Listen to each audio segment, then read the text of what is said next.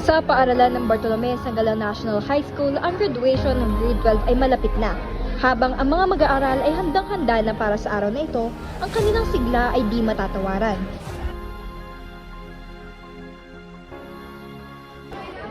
Ako si Justin Burgos at kasama natin ngayon ang mga nagtatapos na mag-aaral ng grade 12.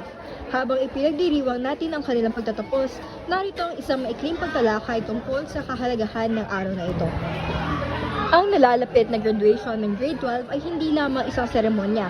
Ito ay isang pagkilala sa kanilang mga tagumpay at pagsubok na kanilang hinarap sa buong taon. Ang mga mag-aaral ay tinatawag upang magpatuloy sa kanilang paglalakbay tungo sa kinabukasan na may kasamang tapang at determinasyon. Ang mga hakbang na kanilang tatahakin ay magiging gabay sa kanila patungo sa kanilang mga pangarap at tagumpay.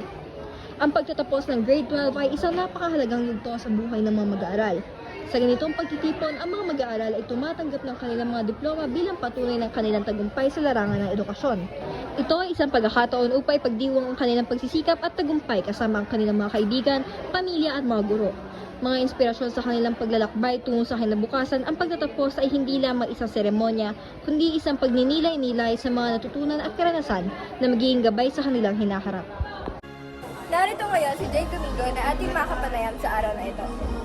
Ano ang inyong mga layunin pagkatapos ng graduation? May mga nais ka bang makamtan na pangarap mo? Meron po. Ano? Gusto ko po maging kriminal para tumbungan ang mga kapulisan at pusakin ng mundo. Ano ang iyong nararamdaman ngayon papalapit na ang iyong graduation?